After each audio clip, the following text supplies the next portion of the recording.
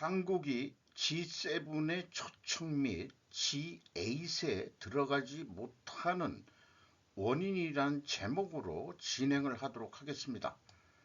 구독, 좋아요 부탁드리고 필요하시면 1.5배속을 보시기 바랍니다. 한국이 G7의 초청 및 G8로 들어가지 못하는 원인. 현재 국제 정세로 볼 때 미중 전쟁은 분명한 사실, 릴리티라고 발음해야 되겠죠. 팩트다 이렇게 저는 인식합니다. 그런데 현재의 국힘 정권이 한미일 동맹까지 만들어냈으나 국내 총선은 참패했습니다. 미국과 일본은 이러한 사실에 대해서 매우 우려할 것이라고 생각합니다. 한국이 정권 변경 시 수시로 반일과 친중이 강화될 우려가 있기 때문이다. 한국 국민들 대부분이 친중 세력에 침묵한다는 것은 친중 행위로 이익집단 카르텔의 형성이 매우 강하게 형성되어 있다는 의미일 것이다. 또는 방증한다고 볼 수 있을 것입니다. 친중 세력은 그런데 여야 모두에게 다 포진해 있다고 보입니다. 2026년 2년 후겠죠. 6월 3일 지방자치 선거가 있는데 어떻게 결과가 나올까 저도 지금 매우 궁금합니다. 한국과 같이 좁은 나라에 굳이 지방자치가 필요한 것이기나 한 것일까? 이젠 저는 의문이 들어가기 시작합니다. 그리고 지방자치는 친중을 강화하는데 악용되었더라고 저는 인식을 하고 있습니다. 또한 역사적으로 청을 오랑캐라고 했던 조선 양반놈들이 사대주의는 두 번 침략을 당해서 삼전도에 머리를 3번 박는 굴욕을 당했으면서도 국내 백성들을 지배하기 위해 바로 변절을 해가지고 청을 사대주의로 모셨던 애들이죠. 조선말 일본은 러시아의 남하를 영미를 대신해서 막아냈습니다.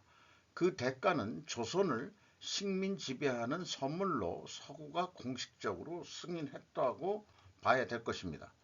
현재는 러시아가 아니라 중국으로 대체되었을 뿐이다.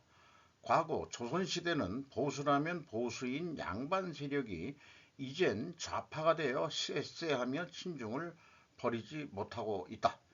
한국 국민이 2024년 총선에서 보여준 것은 분명 친중으로 우려한다. 그렇다면 미일은 한국을 존중하지 않고 강제 일본군이 한국에 주둔할지도 모른다. 국내 정세가 혼란할 것을 빌미로 해서 말이다.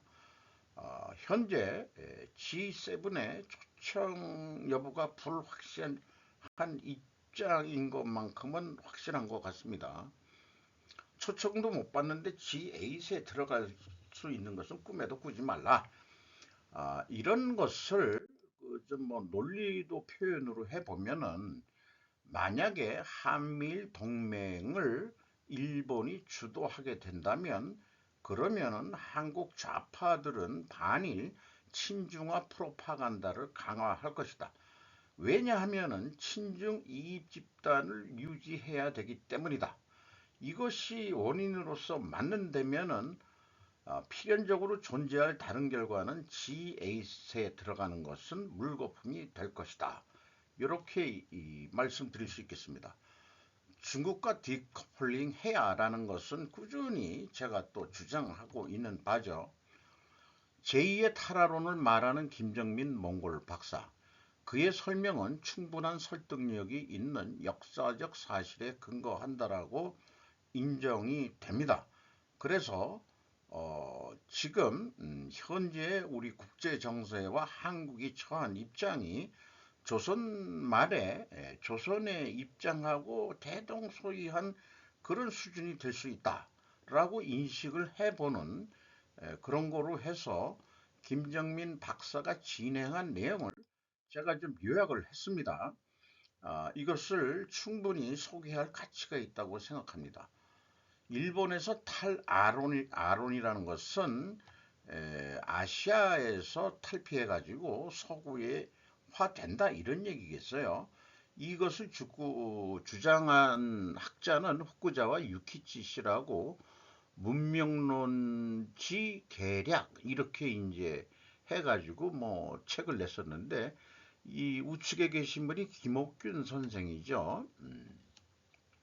1835년 1월 10일 생이고 1901년에 타계한 거로 돼 있고 이분의 얼굴은 지금 일본 화폐에 지금 들어가 있는 거로 알고 있습니다. 오사카부 오사카 부젠 출신이고 계몽 상상가였고 케이오 기축구 대학을 신설했고 시사 신보 창설자이기도 합니다. 그리고 김옥균, 박영효, 홍영식, 유길준, 윤치호, 서재필, 서광검 등의 스승이기도 합니다.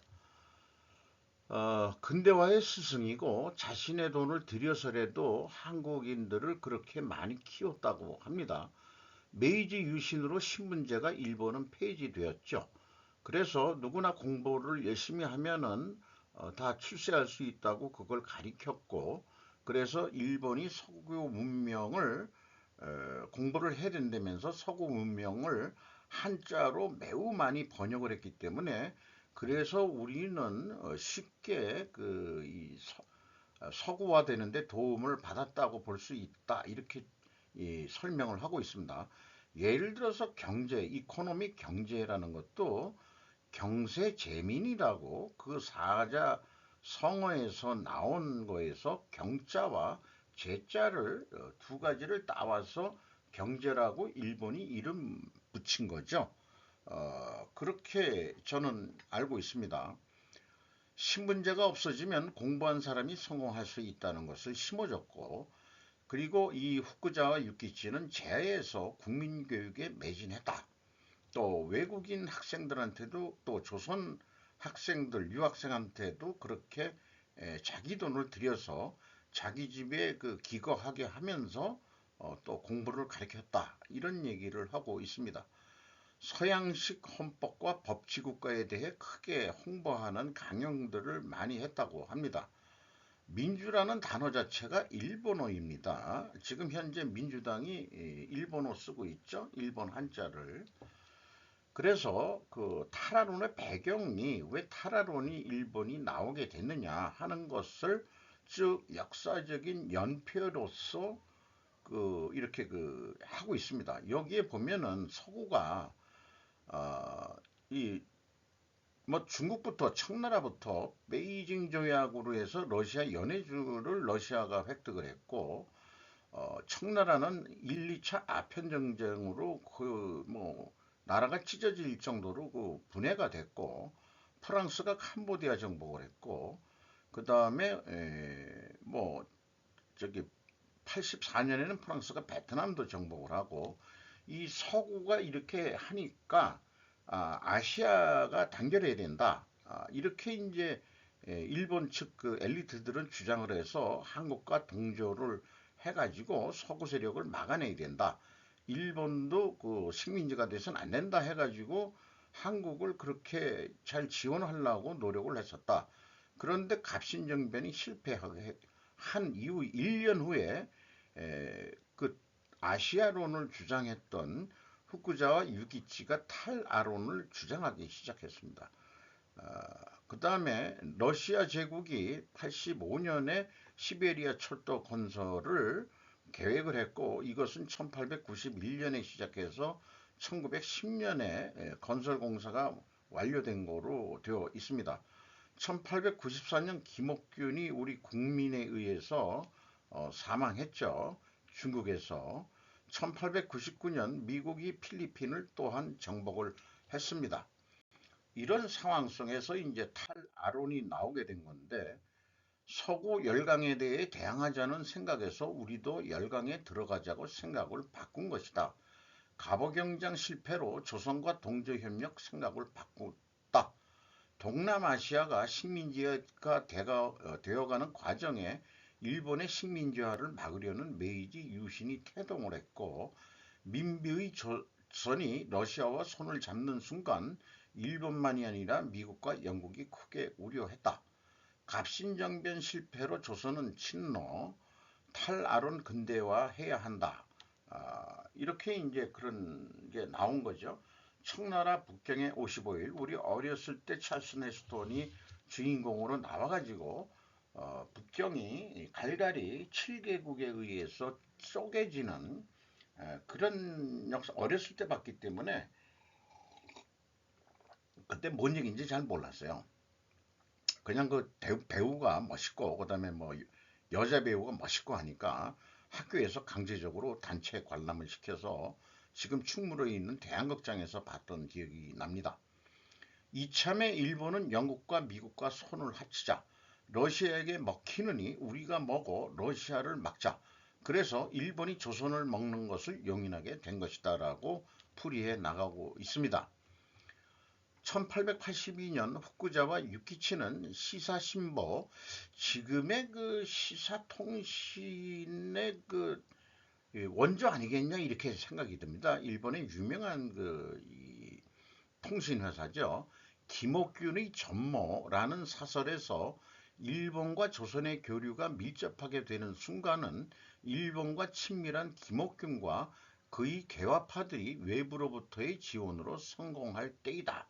라고 설명을 하면서 김옥균이 만난 일본의 주요 인사는 그때 거의 그 일본에 있는 높은 관직에 있는 사람들을 다 만났는데 이 후쿠자와 유키치 씨가 소개를 했다는 거예요. 재무 대신 내각 총리 대신 우리의 지금 대통령을 만나게 해주고 재무 담당 시부사와 H라는 재무 담당 강요를 만나게 했고 이 사람이 일본은행과 그 다음에 식민지가 됐을 때 조선은행 설립자이기도 하답니다. 무기상인도 해결했고 갑신정변을 하는데 일본 해군 제독도 만나게 했고 일본 외무성인가요? 장관도 만나게 했고 자유당 부당수도 만나게 했었다. 이렇게 합니다. 그래서 갑신정변이 일어났는데 어, 쭉좀 여기서 설명을 했습니다. 1884년 12월 4일에서 12월 6일에 끝났는데 청나라에 의존했던 수구당을 제고하고 개화정권 수립 시도, 민비의 요청으로 원세계가 청군 1500명 끌고 창덕궁 진입, 홍영식 박영규는 거기서 전사하고 김옥균 서재필 박영효 일본을 망명했어요. 윤치호 미국 유학 형식으로 망명했고 개화당의 개혁정강 14개 조 중에서 문벌과 신분제를 폐지한다. 이게 아주 진짜 개혁이죠. 불필요한 재정기관을 축소한다. 조정 대신들은 직접 회의를 개최하고 안건을 결정한다. 뭐 국무회의 같은 거죠. 그리고 순사를 설치한다 하는데 이 순사가 뭔지 모르겠어요. 그래서 1500명의 그 청군이 원세계가 들어왔을 때 청나라군을 막을 세력이 없었다. 대세가 꺾였기에 일본군은 대항하는 것을 포기했다고 합니다. 그래서 3일 천하의 갑신정변이 끝났습니다. 고종이 개화 세력을 역적으로 또한 규정해 버렸습니다. 일본의 불행은 청과 조선이다. 이또 히로부미가 쓴 내용입니다. 이 양국의 사람 아닙니다. 이건 후쿠자와 유기치가 가란 내용입니다. 이 양국의 사람들도 일본인과 같이 한자 문화권에 속해 같은 고전을 공유하고 있지만 원래 인종적으로 다른지 교육의 차이가 있는 것인지 일본과 정신적 분리는 너무 크다. 괴리가 너무 크다 이거죠.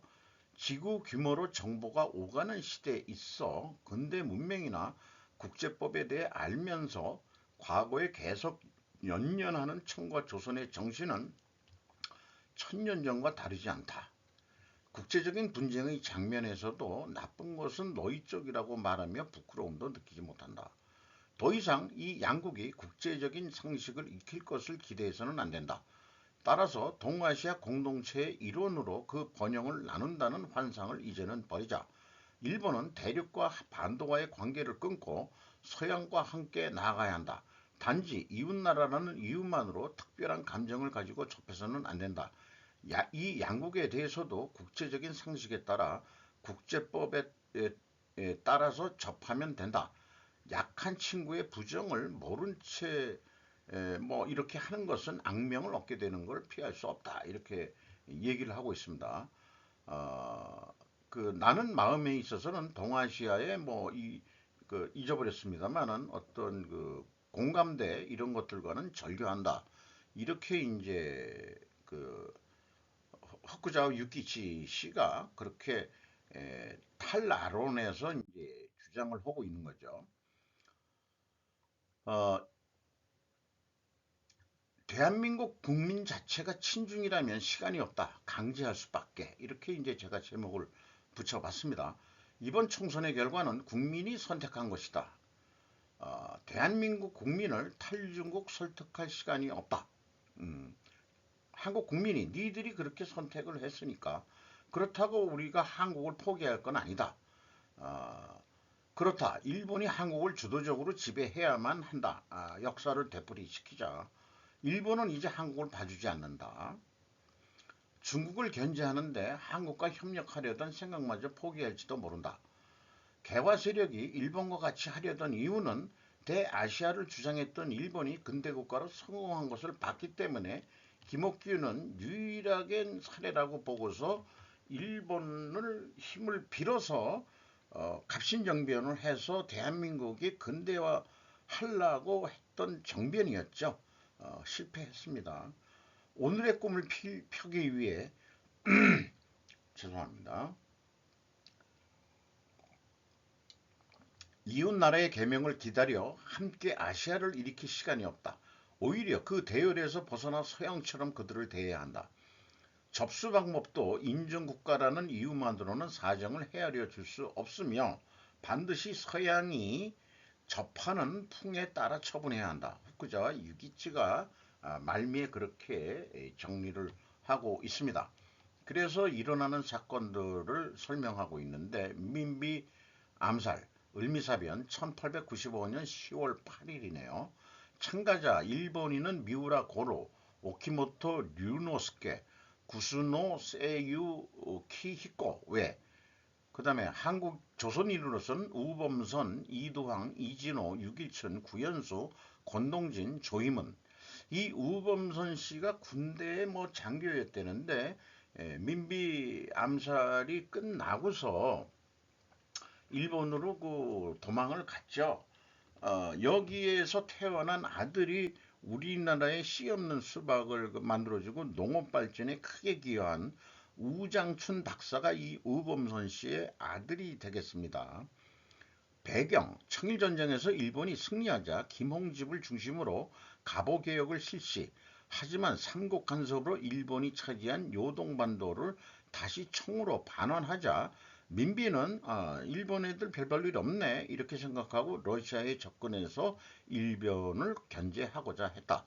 이에 갑오개혁 세력과 일본이 힘을 합쳐 민비를 암살, 이후 고종은 러시아 공관으로 도주, 아관판천 이렇게 역사는 우리가 알고 있는 거죠.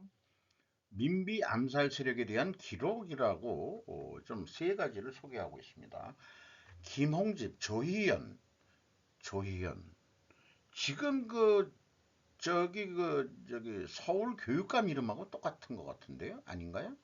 유길준 등의 무리는 이웃나라 군병들과 결탁하여 국모를 시해하더니 결국에는 협박하여 임금의 머리를 깎았으니 단발 이거겠죠. 누군들 그 살을 먹고 그 가죽을 깔고 자고 싶지 않겠습니까? 이놈들을 죽여서 살을 먹고 그 가죽을 깔고 자고 싶. 야, 이게 승정원 일기 1898년 2월 7일 신서군의 상수문에 이런 글이 써 있다고 그러고요. 대원군은 겉으로는 근엄해 보였지만 나쁜 전력이 있는 인물로서 지난 1895년 민비의 죽음에 적지 않은 역할을 하였던 인물임은 의심의 여지가 없고 일본도 파렴치한 왕비 시해를 저지르고도 발뺌하고 있다. 러시아 장교의 저술서 내가 본 조선인 이라는 책에 나오는 내용이라고 합니다. 10월 8일 새벽 3시경 대원군은 오카모토가 이끄는 일본군과 함께 공덕봉집에서 출발했다. 왕비가 죽고 대원군은 대궐로 가서 정권을 잡았다. 대원군은 민비파로 알려진 모든 관리들을 체포한다는 명을 내렸다. 이 설명하면서 김정민 박사는 혁명이란 말을 함부로 쓰지 말라. 혁명은 정부를 뒤집을 때 쓰는 말이다. 그저 동학난이나 이런 것도 동학혁명 이렇게 좌파들이 얘기하는데 동학운동일 뿐이다. 전봉준은 흥선 대원군의 지시를 받았다. 전봉준도 민비를 죽이려 했다. 조선군대의 민씨 세력이 너무 많았었다. 매반매직하는 민비는 동학군을 제거하는데 일본군을 또 끌어들입니다. 그랬었어요. 5.18 광주 혁명이라고 지금 좌파 애들이 얘기하는데 그냥 5.18 광주 항쟁이라든지 이렇게 표현해야 맞다. 손문이 신의 혁명은 성공시켰으나 이것도 오래가지 못하고 위안스카이 원세계가 기억하고 아이 개자 원세계가 제압했다. 그러니까 한국의 갑신정변도 제압하고 중국의 그 신의 혁명도 제압을 했다는 얘기예요. 원세계가 사실 만주 군벌 세력이고 지금으로 얘기하면은 마적단 두목이나 마찬가지였던 사람으로 알고 있습니다. 조선인을 믿었던 이들을 향한 총탄 1월 22일. 자, 안중근이 어떤 사람이냐? 이걸 역사적으로 재해석해야 된다 이거죠. 일본은 일본의 독립을 보존하기 위해 조선을 보호하는 데 있어 결코 해악을 저지르지는 않을 것이다. 이 또는 부임한 이후 법을 대대적으로 정비하여 뇌물로 매간매직하는 행위, 법을 악용하여 백성들의 재산을 갈취하는 행위, 법을 무시하는 행위, 고문행위를 폐지하고 사법개혁을 단행했을 뿐 아니라 조선의 2년치 조세에게 달하는 1,000만행의 차관을 일본에서 끌어내 농업지원과 인프라정비, 교육진흥에 투자했다. 물론 이러한 행위는 한국보다 일본의 이익을 중시했기 때문에 행한 것이었다. 조선의 독립국 유지는 일본의 안보와 직결된 것이었기 때문이고 한국이 근대화 국가로 성장해서 재정적으로 자립하면 일본도 그만큼 부담이 경감되기 때문이다.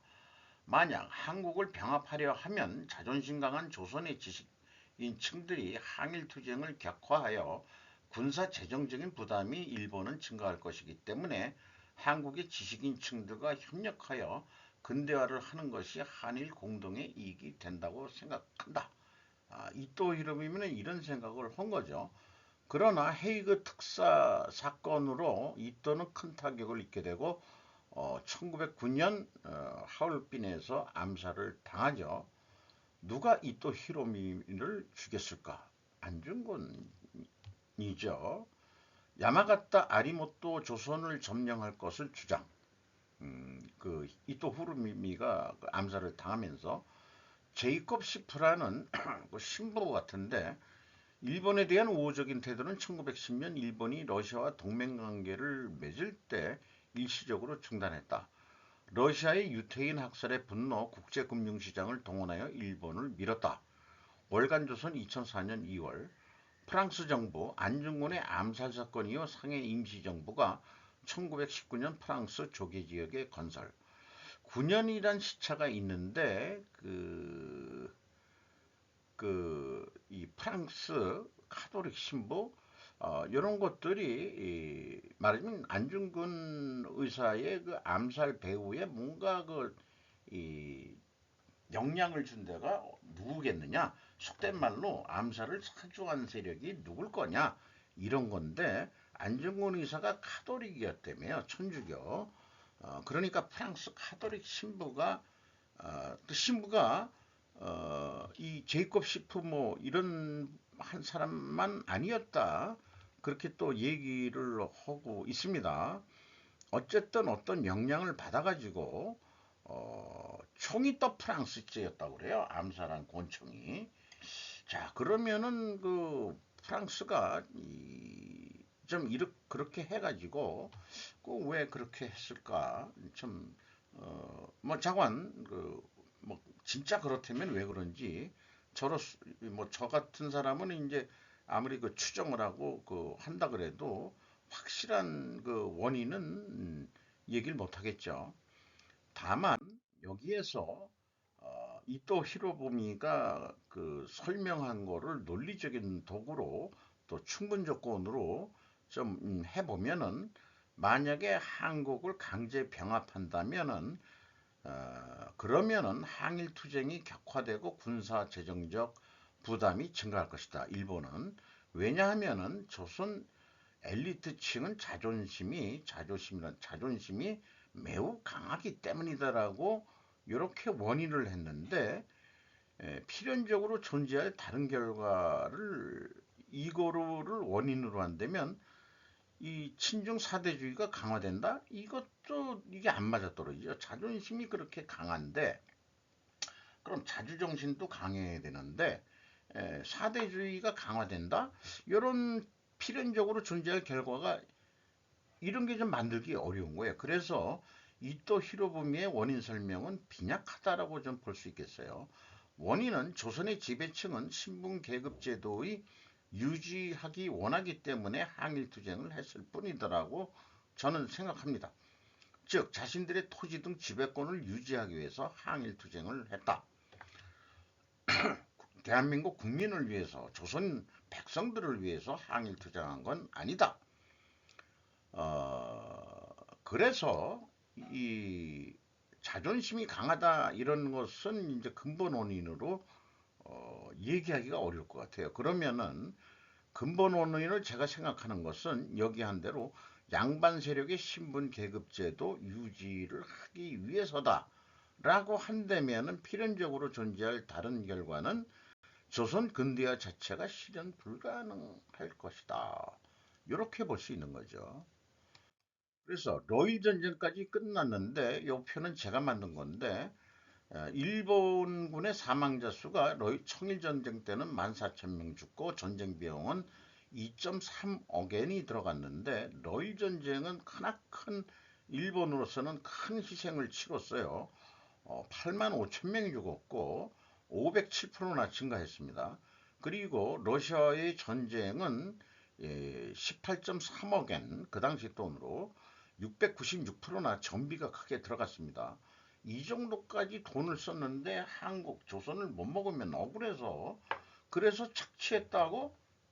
아니죠. 오히려 돈을 들여서 인프라 시설 더 늘려놨죠. 물론 먼 미래에 이 일본의 이익을 위해서 그렇게 조선을 근대화시키려고 노력을 했겠죠. 1904년 11월 14일 연 6%의 금리로 1200만 파운드의 일본 국채를 뉴욕과 런던에서 동시에 발행했다. 만주전선은 시간이 갈수록 일본에 유리했다. 러시아하고의 그 육군전에서 국채금리 발행 금리를 현실화하도록 지지했다. 제이콥 시프의 원격 지원과 영국 금융인들의 우호적인 태도에 힘입어 다카하시 그때가 이제 일본 재무상이었을 것 같은데 런던에 도착한 지 닷새째 되는 1905년 3월 28일 3천만 파운드의 일본 국채가 금리 4.5% 전에보다도 그 1년 후에는 어 4.5% 금리 싸게 해가지고 3천만 파운드나 발행해서 군비를 만드는데 도움을 줬다는 거예요. 종전대로 절반은 영국 금융기관이 나머지 절반은 미국 금융기관에서 인수했다. 그러니까 이 로이 전쟁에서 그 식민지가 조선이 식민지 되는 데는 미국과 영국은 다 알고 있었다 이런 얘기고 러시아 남하를 위해서 그만큼 일본에 돈을 대줬다 이런 얘기죠. 당시 화폐 가치 기준으로 볼 때 3천만 파운드는 러시아 극동함대의 모든 자산 가치에 해당하는 엄청난 금액이었다. 1905년 1월 일본 해군은 러시아 극동함대 본부 여순항을 점령했다. 아이러니하게도 안중근 의사라고 우리는 역사에서 했는데 안중근은 그 여순항 거기서 이제 사형을 당했죠. 일본군이 거기를 차지하면서 일본 육군 역시 만주 곳곳에서 지금 승리를 이루고 이렇게 되면서 한국을 식민지 한일 합방한 이후에 멀지 않아서 이제 만주까지 침략을 하게 되죠. 이런 거를 보면은 지금 현재 이 일본과 러시아의 전쟁이 어, 다시 중국과 일본의 전쟁, 미중 전쟁이 아니라 외형적으로는 미중 전쟁이지만 실전 싸움에 나가는 것은 일본이 될 것이다. 그래서 이 지정학자 피터 자이아는 일본이 다시 아시아의 우두머리가 된다라고 예언을 하고 있습니다. 여기까지인데 그래서 제가 알고 있는 어떤 기업이 반중적인 대표적인 기업으로 고려 아연을 좀 소개하지 않을 수밖에 없습니다. 검찰까지 동원해가지고 기술 비밀 유출을 하려던 작업을 막아냈으니까요. 어, 그걸 제가 압니다. 어, 올해 1분기 매출 실적을 보면 1.8천억 원대로서 0.1% 감소했어요. 그런데 영업이익은 23.1%가 증가했습니다. 자, 매출이 크게 늘지를 않고 오히려 조금 줄었는데 이익은 전년도보다 23.1%, 1906억 원이나 이익이 났는데 그 원인이 뭘까? 사업 보고서가 제시되면은 알겠지만은 이미 언론 뉴스에 나온 거 보면은 고려 아연은 금은을 원료에서 채취해냅니다. 이것이 금값이 요즘에 뛰기 때문에 또 금값이 뛴 이유는 중국이 또 금괴를 무한히 지금 사들이고 있다. 왜냐? 전쟁을 만약에 일으키면은 금융 제재를 받을까봐 군사 자금을 확보하기 위해서 금을 지금 쌓고 있는 중이다. 그런 걸 보면은 대만 침공이 얼마 안 남았다. 이런 식으로 또 분석을 하기도 하죠. 어쨌든 고려 아연은 판매 매출 이런 데하고도 비철금속에서 상징적으로 아연의 경쟁이 중국과 매우 심하다 할 수 있겠습니다. 요것은 뭐 단위라든지 아니면은 뭐 어떤 제품 그런 거를 다 그냥 무시하고 그냥 어떤 제품을 비유적으로 요게 한 20년 전 가격 정도로 보면은 이걸 이쪽 거래는 톤당으로 하니까 중국이 덤핑을 하는데 옛날에도 덤핑을 했어요. 50만 원에 판다, 톤당. 근데 정부 보조금이 25만 원이다. 그때 저도 정보를 어디 들어가지고 이런 표를 만들었었는데, 그럼 매출이 75만 원이다. 매출 원가가 65만 원이다. 매출 총이익이 10만 원이고, 판매 관리비가 2만 원 빼면은 영업이익이 8만 원 남는다. 그런데 정상으로 만약에 70만 원에 판다 그러면은 3만 원 밖에는 안 남게 돼 있는데 많이 팔라고 덤핑을 70만 원짜리를 50만 원에 덤핑 수출을 한다는 거죠. 퀄리티가 떨어져도 그러니까 싼 마이로 싼 맛에 그걸 또 팔게 되니까 정상적인 미국은 고품질의 이 아연계를 75만 원에 판다 그러면은 매출 원가가 일본은 아니 미국은 높아요. 70만 원으로. 매출 총액이 중국의 반뿐이 안 되고 근데 정상으로 하면 똑같을 거다 이런 얘기예요. 근데 미국은 또 비용이 좀 높게 들어요. 판매 관리비. 그래서 남는 게 만 원뿐이 안 남는다. 그래서 미국은 그래서 어떻게 대응했느냐? 미국도 보조금을 7만 원 정도 주는 거로 그때 정보를 어디서 내가 얻긴 얻었어요. 그래서 매출계가 82만 원이 된다. 그래서 이제 매출원가 그다음에 판매 관리를 빼면은 중국과 같이 8만 원이 되기 때문에 미국 기업을 보호할 수 있었다. 근데 한국은 어떠한 국가의 보조도 받지 아니하고 이렇게 그 커왔다는 얘기죠. 자, USA 현지에 미국은 75만 원에 팔지만 우리 거 좀 질이 약간 아니 질도 좋은데 한 만 원만 싸게 팔게요. 관세 조금 붙이실 거니까. 이래가지고 근데 매출 재료비가 들어가고 요건 스루퍼스로 제가 그때도 그 계산했던 겁니다. 24만 원이 남는데 운영 비용이 20만 원이 들어가서 한국은 4만 원뿐이 남질 않는다. 로컬로 국내에서는 수출 가격보다도 2만 원 싸게 72만 원에 팔아도 결과적으로 4만 원은 똑같았다. 뭐 그런 계산을 해봤댔어요. 정확한 건 아니지만은 중요한 것은 덤핑하는 중국에 우리는 그 정부 보조금으로 대응한 게 아니고 우리나라 기업은 끈질긴 그 경쟁력 향상에 의해서 지금까지 이렇게 커왔다 하는 면을 강조하기 위해서 그렇습니다. 이게 그 서론으로 났던 걸 뒤에 말미에 제가 좀 소개를 하는 겁니다. 국익역사관을 가져야 되고 이 국익역사관이 가지게 되면은 우리나라 고대사, 고조선 때부터의 고대사를 우리는 연구해야 된다. 현재 한국 고대사 연구하는 것은 증산도, 국학원, 통일교 등에서 하는 거로 알고 있다. 그렇게 소개를 하고 있습니다. 국학원 단군상 전국 배포 활동을 했는데 개신교가 반대해가지고 단군상을 막 무너뜨리고 막 그랬다며요.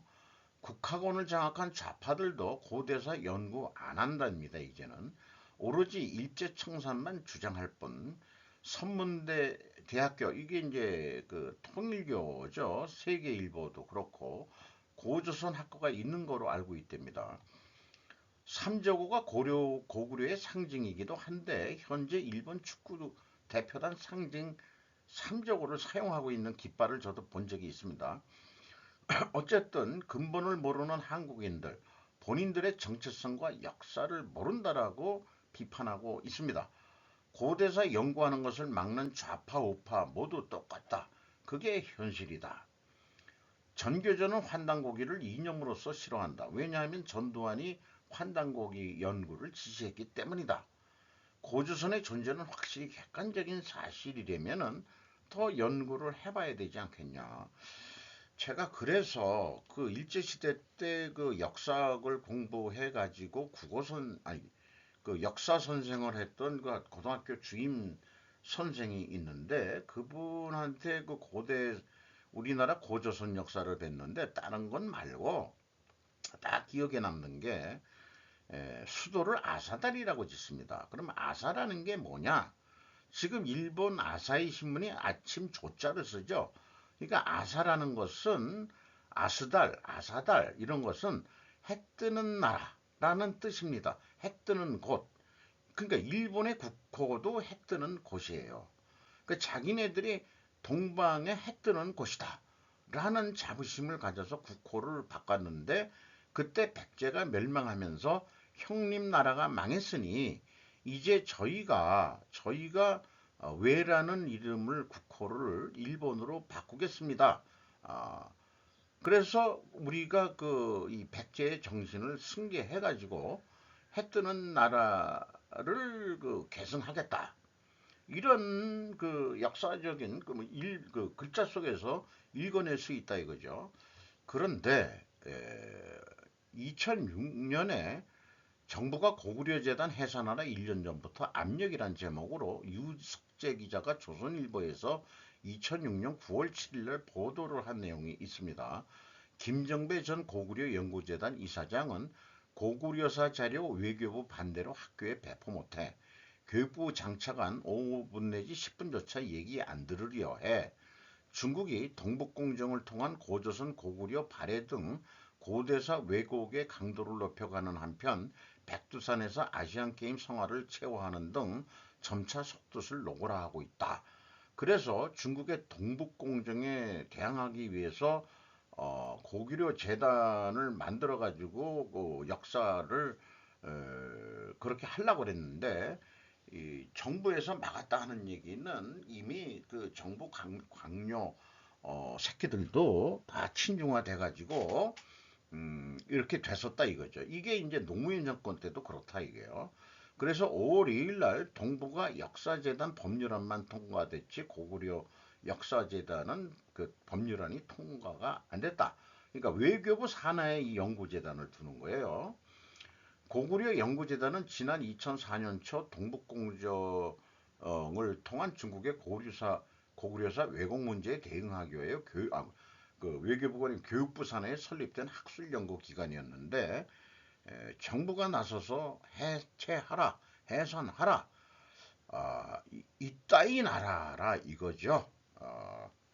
참 안타까운 현실입니다. 우리 고대사를 공부하면은 만주는 우리의 땅, 적과 꿀이 흐르는 우리의 땅, 우리는 다시 북진을 해야 된다. 그런 거를 국민들한테 심어져 가지고 우리가 북진을 하게 할 수 있는 그런 정신을 그 국민들한테 심어야 되는데 이 남한 조그만 땅덩어리에 그냥 고 사는 거 그거에 급급하고 친중해서 말 잘 듣고 쎄쎄하면서 그따시로 사는 국민을 만들어 버리려고 다 친중이라는 애들은 중국 새끼들한테 그 돈 받아 처먹고 뭔가 이권 이런 것이 다 있기 때문에 그런 짓들을 할 거예요. 정부 기관에 있는 놈들이나 또 중국 그 친중 세력들이 국회 정치인들 놈이나 다 그렇다고 생각을 합니다. 이상 마치도록 하겠습니다.